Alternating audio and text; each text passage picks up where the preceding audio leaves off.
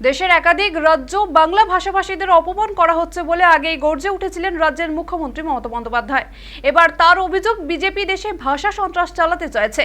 সোমবার 21শে জুলাইয়ের মঞ্চ থেকে ভাষা আন্দোলনের ডাক দিয়েছিলেন তিনি। মঙ্গলবার নবান্নের সাংবাদিক বৈঠক থেকে গেরুয়া শিবিরকে এই ইস্যুতেই ফের আক্রমণ করলেন মমতা বন্দ্যোপাধ্যায়। ফরেনার্স ট্রাইব্যুনাল থেকে সরাসরি চিঠি এসে পৌঁছেছে ফালাকাটায়। এর আগে কোচবিহারের এক বাসিন্দা অসম সরকারের থেকে এনআরএস এর নোটিশ পেয়েছিলেন। এবার ফালাকাটার বাসিন্দা অঞ্জলি শীল এই নোটিশ পেলেন। এই ঘটনা নিয়ে প্রতিবাদে ফের গর্জে উঠলেন বাংলার মুখ্যমন্ত্রী। অসমের মুখ্যমন্ত্রীকেও এদিন এক হাত নিয়েছেন তিনি। আলিপুরদুয়ারের একজনের কাছে, এও তপশিলি সম্ভবত, অঞ্জলি শীল নিত্যশীল স্বামী, ফালাকাটা, কিন্তু চিঠিটা গেছে কুচবিহারে ভুল করে আলিপুরদুয়ারে, এবং 19 আর 25 তারিখে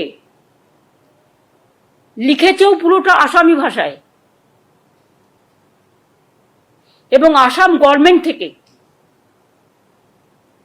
এই দেখুন, ফরেনার্স ট্রিব্যুনাল কোকরাঝড়, এখান থেকে চিঠিটা। বাংলার ব্যাপারে আসাম কি করে হস্তক্ষেপ করে? এটা শুধু আনএথিক্যালি নয়, আনকনস্টিটিউশনাল, ইললিগাল, এবং ওরা কিন্তু সীমারেখা লঙ্ঘন করছেন। আমি ডাবল ইঞ্জিন সরকারকে, বিজেপিকে বলবো, নিজেদের চরকায় তেল দিন। ওখানে তো কালী মন্দিরও ভাঙছেন, দাঙ্গা করছেন, ঘরবাড়ি পুড়িয়ে দিচ্ছেন, মানুষ উচ্ছেদ করছেন, ডিটেনশন ক্যাম্পে সবাইকে রেখে দিয়েছেন, অনেক মানুষের নাম বাতিল করেছেন। এইভাবে যদি মনে করেন আপনারা দেশ চালাবেন, দেশটা কিন্তু বিভক্ত হয়ে যাবে। আসামের মুখ্যমন্ত্রী মহাশয়, আপনাকে সম্মান জানিয়েই বলছি, আপনি মণিপুর তো কন্ট্রোল করতে পারলেন না, আপনি নাকি নর্থ ইস্টার্নের দায়িত্বে।